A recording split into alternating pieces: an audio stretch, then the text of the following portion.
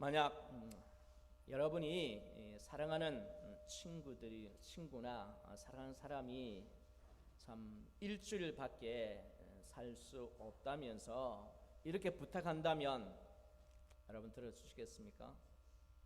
나 대신 좀 죽어줄 수 있니? 여러분, 내 생명보다 더 사랑하는 친구가 여러분 있습니까? 아마 부모님들은 자녀를 위해서는 죽을 수 있죠. 여기 있는 분들 다 자녀들을 위해서는 다 죽을 수 있죠. 예, 그게 부모의 마음인 것 같아요. 자녀가 아닌 다른 친구. 여러분, 그런 친구를 가진 분은요 행복한 사람입니다. 반대로 여러분이 일주일밖에 못 산다라고 가정했을 때에 나는 살아야 될 이유가 있는데 지금 죽으면 안 되는데, 그래서 누군가 찾아가서 야, 너 내 대신 줄 수 있니? 라고 부탁할 수 있는 친구가 있다면 그 사람도 참으로 행복한 사람입니다. 자, 미국 이 남북 전쟁 때에 있었던 일이었습니다. 자, 북군에서 전장에 나갈 이 군인들을 징발하는데 뭐 다 뽑을 수는 없고, 그래서 마을마다 이 제비를 뽑았다고 합니다. 그런데 이 자녀가 많고 부모님도 살아 계셔서 부양해야 하는 사람이 그 마을에서 뽑혔습니다. 전장에 나가면 이 자녀들이나 연로하신 부모님을 부양할 사람이 없어요. 참 당황하며 이렇게 있는데 그 옆에 있던 친구가 이런 말을 했다고 합니다. 그 책임자에게 이 친구 대신 내가 전쟁에 나갈 테니까 좀 바꿔줄 수 없느냐고. 그래서 그 책임자가 기꺼이 바꿔줬습니다. 자, 자기 대신 전장에 나가서 싸우고 있는 이 친구를 항상 마음에 두고 있습니다. 그래서 TV나 신문을 보고 있습니다. 신문에 보면 그 당시에 전사자들 명단이 부고가 이 신문에 계속 뜨고 있었습니다. 그때마다 보는 거예요. 친구가 어떻게 되었는지. 그런데 이제 이 전쟁이 한참 심한 곳에 갔는데 거기서 이 친구가 죽게 됩니다. 어느 날 부고를 보았는데 이 친구의 명단이 있는 거예요. 참 한없이 울다가 이제 전화를 해서 그 친구의 시신을 자기가 거두었으면 좋겠다 해서 가서 시신을 가지고 와서 자기 가족 묘에 이제 묻고 그 이제 묘비에 이렇게 썼다고 합니다. 그는 나를 위해 죽은 친구다라고 썼다는 것입니다. 자, 정말 우리가 볼 때에 참 아름다운 이야기죠. 자, 이런 상황이 다른 사람들에게 일어난 것이 아니고 우리에게 일어난 사건입니다. 정말 우리를 위해서 대신 죽으신 분이 있지 않습니까? 그분이 누구십니까? 네, 예수 그리스도이십니다. 그분은 내가 내 죄 때문에 영원한 사망, 영원한 지옥의 고통에서 우리를 구원해 주시기 위해서 대신 죽으신 분입니다. 예수님께서 이 땅에 오셔서 요한복음 15장 13절에 보면 이렇게 말씀하셨습니다. 사람이 친구를 위하여 자기 목숨을 버리면 이에서 더 큰 사랑이 없나니. 예수님은 이렇게 말씀하신 대로 우리를 정말 사랑하셔서 최고의 사랑으로 우리에게 목숨을 내어 주시면서 우리를 어떻게 해요? 사랑하셨습니다. 여러분, 이 예수 그리스도를 여러분 다시 한번 사랑하는 이 종려주일, 고난주일이 되었으면 좋겠습니다. 예수님께서 우리를 얼마나 사랑하셨는지, 우리를 대신해서 어떻게 죽음의 길, 십자가의 길을 가셨는지 돌아보는 우리 종려주일, 또 고난주간 되시기를 바랍니다. 자, 예수님께서 이 예루살렘으로 들어가실 때에 오늘 본문에 보면 어떻게 표현되어 있습니까? 28절 한번 보시기를 바랍니다. 28절 보면 예수께서 이 말씀을 하시고 예루살렘을 향하여 그 다음에요 앞서서 가시더라. 이 말은 무슨 표현일까요? 결심하고 작정하고 마음에 확정되어서 당당하게 가셨다, 이런 표현입니다. 자, 예수님께서도 예루살렘으로 이제 들어가시면 죽는다는 것을 아셨습니다. 그럼에도 불구하고 이렇게 가신 이유가 무엇입니까? 다시 말하지만 저와 여러분들을 죄에서, 영원한 심판에서 구원하시기 위해서, 살리시기 위해서 이렇게 예루살렘으로 들어가셨습니다. 자, 그러면 예수님께서 이렇게 예루살렘으로 들어가신 이후에 이제 일주일 이후에 십자가에 못 박히시는데 일주일 동안 어떤 말씀을 하셨는지, 어떤 일들이 일어나셨는지, 그리고 그 일주일 동안 어떤 마음으로 보내셨는지 여러분 잘 아십니까?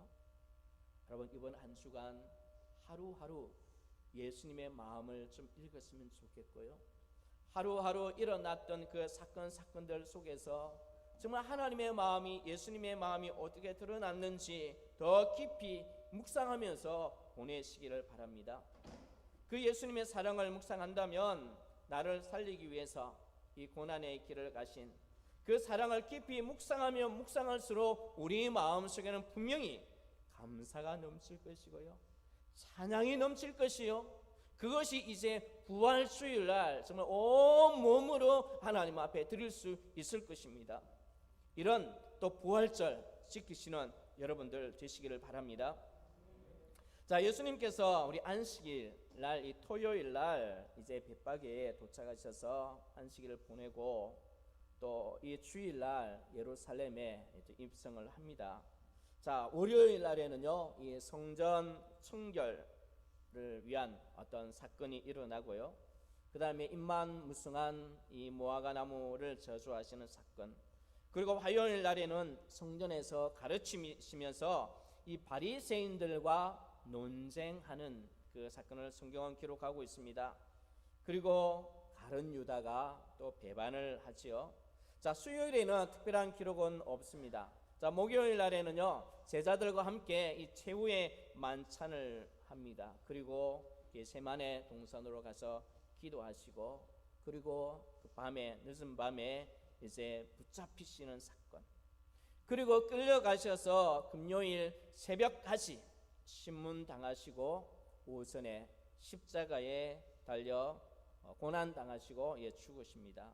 그리고 토요일 안식일에는요 무덤에 계시고 이 주일날 부활하셨습니다. 여러분, 이렇게 주님이 우리에게 향하신 그 한 주간의 행적을 좀 더 깊이 묵상하며 묵상할수록 주님께서 이런 마음으로 이런 일을 하셨구나, 주님께서 이런 마음으로 하루하루를 이렇게 보내셨구나 라는 것을 알 수가 있을 것입니다. 그래서 이번 한 주간 여러분, 제가 코로나가 아니라면 정말 모든 재직원 다 참여하는 그 특별 새벽 기도회를 하려고 했는데 그렇게는 하지 않겠습니다. 그러나 여러분, 정말 이번 이 고난 주간 우리 새벽에 일어나셔서 함께 기도하는 시간을 꼭 가졌으면 좋겠습니다. 혹시 여건이 되지 않아서 우리 새벽에 오지 못하시는 분들은 가능하면 교회에 편한 시간에 한번 오셔서 그렇게 꼭 한번 기도하시는 그런 시간들을 가지시길 바랍니다. 오전에도 좋고 오후에도 좋고 저녁에도 좋습니다.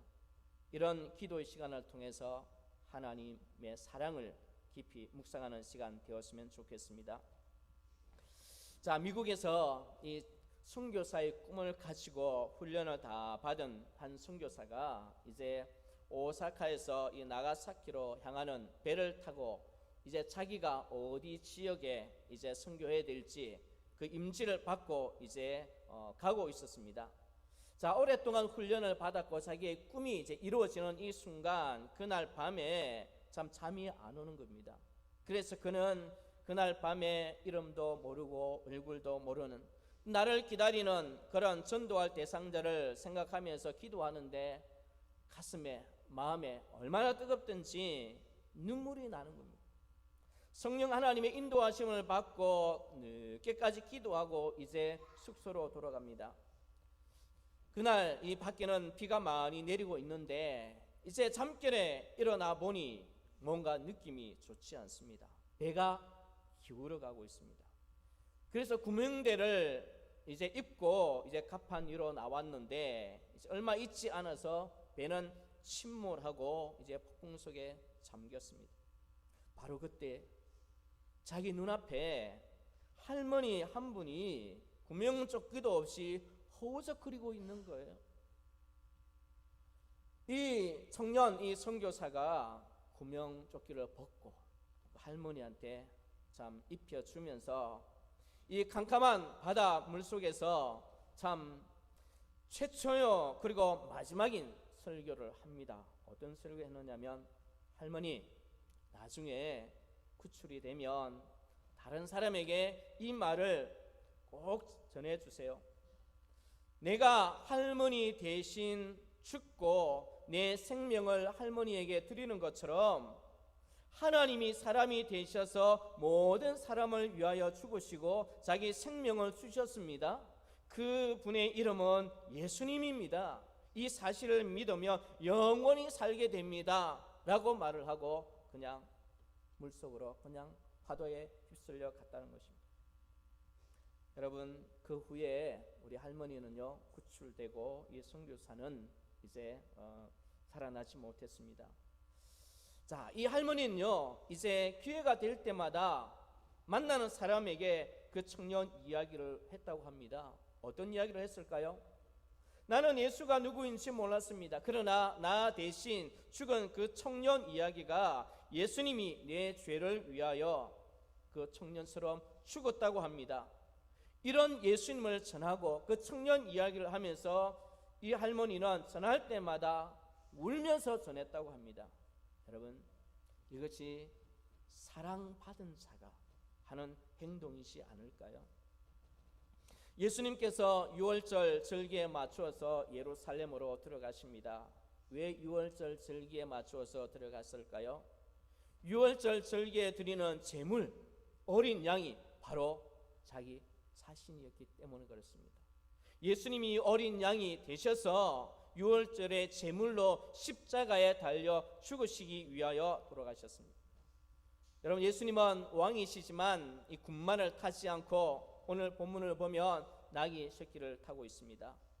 당시에 많은 사람들이 군사적인 이 왕으로서 예수님을 원했지만은 예수님은 정치적인 왕이 아니라 우리의 죄를 용서하고 우리를 다시 살리시는 그런 다윗의 자손으로 왔습니다. 그 당시에 유월절을 지키기 위해서 외국에서 많은 사람들이 오는데 학자들은 한 200만 명을 추정하고 있습니다. 한 200만 명이 예수님이 입성하는 걸 보고 모였습니다. 그리고 환호합니다. 3년 동안 예수님께서 행하신 기적들 그리고 가르친 교훈들 소문이 얼마나 많이 났겠습니까? 심지어 죽은 자들까지 살리신 이 예수님을 바라보고 이 200만 명이 되는 사람들이 몰려서 아마 환호했을 것입니다. 여러분, 상상만 해도 여러분 어떤 분위기인지 짐작할 수 있지 않겠습니까? 그런데 그 많은 사람들, 그 많은 대중들의 마음속에는, 그들의 외침 속에는 무엇이 있었습니까? 예수님이 정치적인 왕이 되기를 원했습니다. 예수님이 왕이 되면 이제 로마의 식민지에서 벗어나는 힘있고 강한 나라가 되는 것을 그들은 원했습니다. 예수님만 왕이 되면 이제 우리는 먹을 걸 걱정 없는 그런 부유한 나라, 그 나라를 그들은 꿈꾸고 있었습니다. 그런데 예수님은 군마가 아니고 무엇하고 오셨다고요? 나귀를 타고 오셨다는 것은 그런 정치적인 왕으로, 그런 인간적인 이런 삶의 필요를 채워주시는 분으로 오시지 않았다라는 것입니다. 그런데 사람들은 유월절을 지킨다라고 말하면서 유월절을 대한 어린 양이신 예수님 앞에서 막 모여서 찬양하는데, 막 모여서 예수님을 높이는데 예수님의 마음과는요 전혀 다른 그런 환호를 하고 있습니다. 여러분, 예수님의 마음이 어땠을까요? 자, 그러나 오늘 본문 속에서는요 이 예수님의 마음에 대한 그런 쏙 드는 분이 있는 것 같습니다. 자, 한번 볼까요? 자, 우리 한 몇 절 한번 볼까요? 자, 보면 37절입니다. 37절에 보니 이미 감람산 내리막길에 가까이 오심에 그 다음에 누가 나옵니까? 제자의 온 무리가 자기들이 본 바 모든 능한 일로 인하여 그 다음에요 기뻐하며 큰 소리로 하나님 어떻게 해요? 찬양합니다. 지금까지 예수님께서 하신 일들, 기적들, 가르침들 보면서 그래도 어렴풋이 이제 메시아가 어떤 분인 것을 알고 있는 이 제자들이 어떻게 찬송하고 있습니까? 주의 이름으로 오시는 왕이여 하늘에는 평화여 가장 높은 곳에서는 영광이로다. 이렇게 찬양하는 무리가 있습니다. 여러분, 이 찬양하는 무리의 소리를 들어보면 여러분 어떤 사건이 기억납니까? 예수님께서 이 땅에 오실 때에 이 베들레헴에서 탄생하실 때에 어떤 일들이 일어났습니까? 모든 만물이 숨을 죽이고 고요한 그 밤에 커다란 천군들, 천사들의 너무 많은 무리가 나타나서 예수 그리스도의 이 나심을 찬양하는 노래가 있었습니다. 무엇입니까? 오늘날 너희를 위하여 구주가 나셨으니 곧 그리스도 주시니라. 하늘에는 영광이요 땅에서는 기뻐하심을 입은 사람들 중에 평화로다. 자, 이 찬양이 온 우주를 가득 채운 그때에 여러분 보시기를 바랍니다. 정작 유대 땅 하나님의 백성들로 사는 예루살렘에는 어떤 일들이 일어났습니까? 소동이 일어났습니다. 또 헤롯 왕은 광기 어린 아이를 죽이는 살인 행각을 벌이고 있습니다. 하나님의 성전은 강도의 구렬로 바뀌어져 있습니다.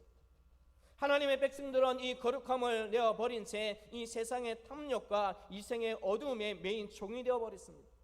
왕과 제사장들은 사리사욕에 눈먼 이 소경된 이 사꾼 목자들이 되어 있었습니다. 여러분, 이런 분위기입니다.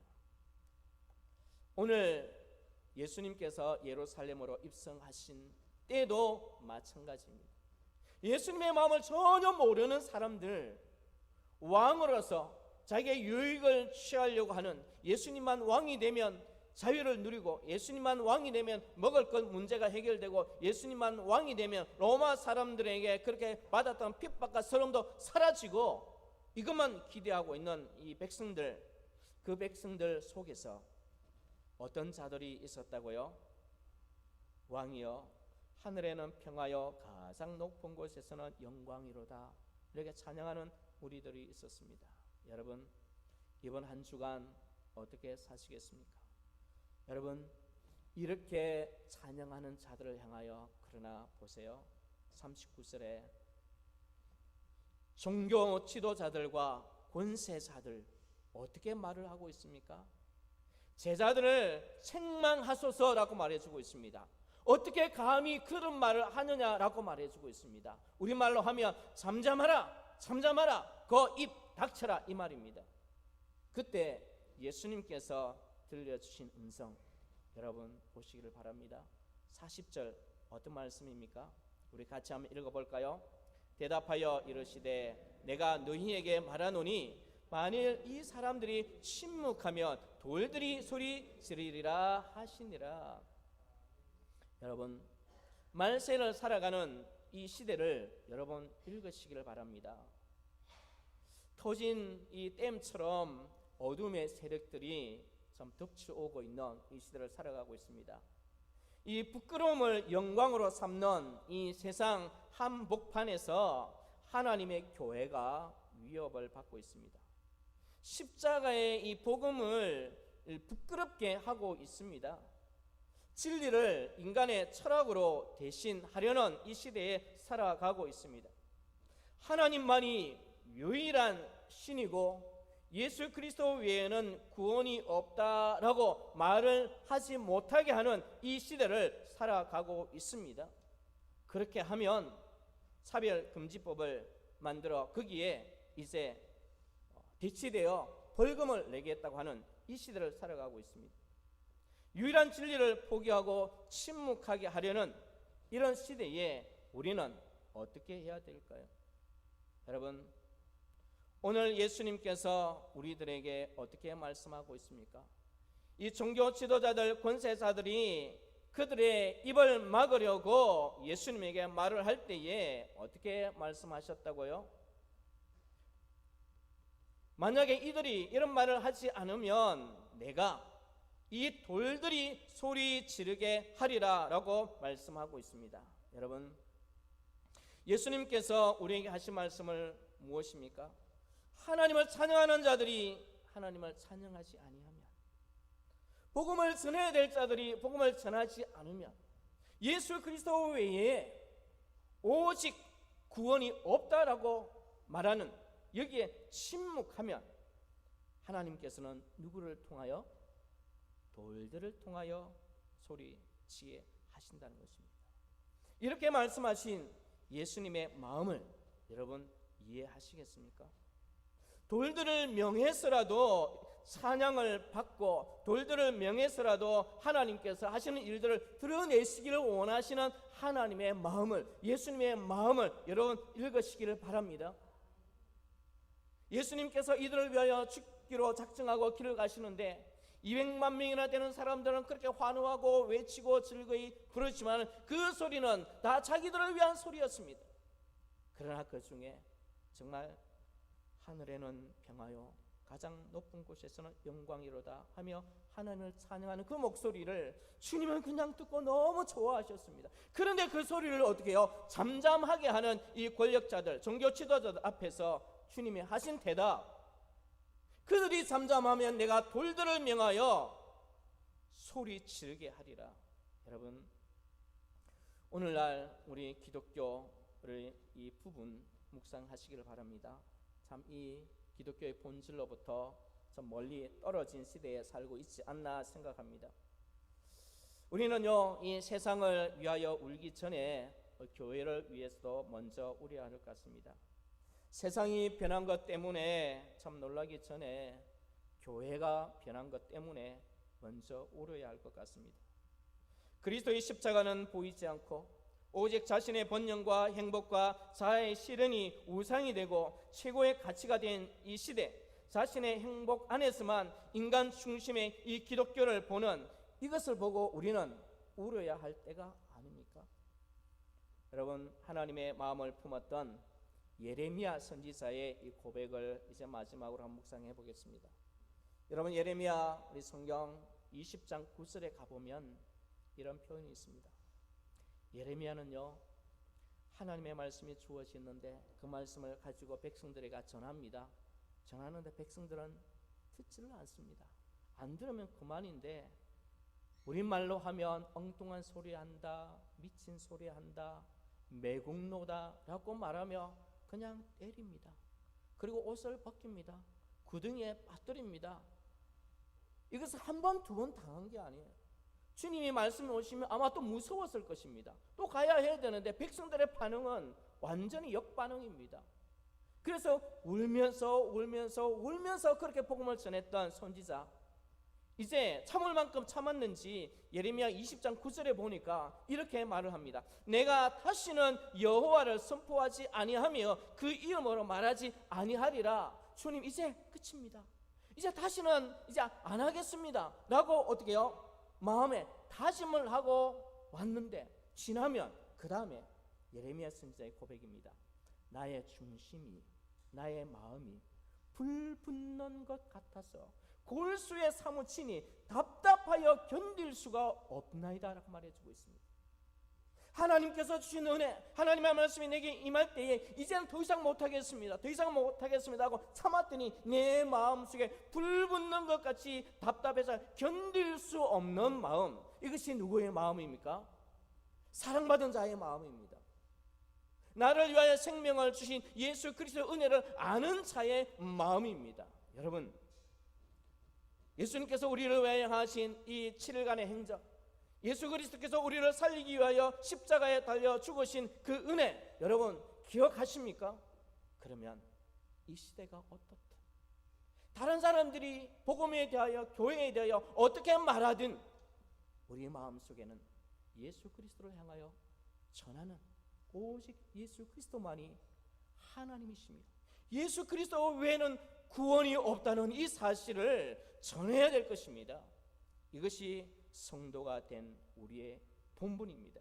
여러분, 주님께서 우리에게 무엇이라고 불러주셨습니까? 너희는 산 위에 있는 동네라고 말했습니다. 세상의 빛이라고 말씀하고 있습니다. 너희는 세상의 소금이라고 말씀하고 있습니다. 여러분, 등불은 어둠에 비춰야 돼요. 소금은 이 짠맛을 내어야 됩니다. 하나님의 편에 선 사람은 이 복음의 진리를 목숨을 걸고 소리 지르는 사람입니다. 가만히 있는 사람이 아니라는 것입니다. 여러분, 이 세대를 향하여, 우리 주변을 향하여 여러분에게 있는 예수 그리스도의 사랑을 전하시기를 바랍니다. 부끄러워하지 마시기를 바랍니다. 여러분, 하나님의 사랑이 얼마나 놀랍게 우리에게 부어졌는데요. 여러분, 정말 이 세대를 향하여 외쳐야 될 때, 여러분, 저는 이런 하나의 사건이 생각납니다. 여러분, 여리고 성이 무너졌을 때 여러분 사건이 여러분 기억나죠? 그들이 마지막 날 7바퀴를 돌고 큰 함성을 외칩니다. 그렇게 견고하던 성이, 그렇게 튼튼하던 성이 하나님의 이름을 외칠 때에 어땠습니까? 그냥 소리 없이 무너지는 거예요. 여러분, 세상은 강한 것 같지만은요, 세상은 강한 힘으로 우리를 어떻게 해요? 몰아치는 것 같지만 하나님의 이름을 걸고 외치면 그렇게 강하던 마음들이 무너지는 겁니다. 주께로 돌아오는 역사가 일어날 것입니다. 여러분, 이번 한 주간 이 하나님의 은혜를 묵상하는 시간 되시기를 바랍니다. 누구처럼? 이 초대교회 성도들처럼, 성령 하나님의 강림을 기다렸던 초대교회 성도처럼, 마가 요한의 다락방에서 기도하며 함께 모여 기도했던 성도들처럼, 여러분, 하나님 앞에 찬양을 드리시고 하나님 앞에 영광을 돌려드리시기를 바랍니다. 하나님 앞에 영광과 찬양을 내가 돌려드리지 않으면 이 영광을 누구에게 빼앗깁니까? 밖에 있는 돌들에게 빼앗기게 되어 있습니다. 너희들이 하지 않으면 나는 그 영광을 돌들에게 줄 것이다 라고 말하지 않습니까? 여러분, 우리들이 가진 영광, 우리들이 해야 될 찬양, 이것을 하나님 앞에 돌려드리고 묵상하면서 주께서 우리를 향하신 깊은 사랑, 그 놀라운 은혜를 깊이 묵상하면서 이번 한 주간 여러분들의 마음 속에, 입에 기쁨이 넘치고 찬양이 넘치고 행복이 넘치는 그런 고난 주간 보내시기를 주의 이름으로 축원합니다.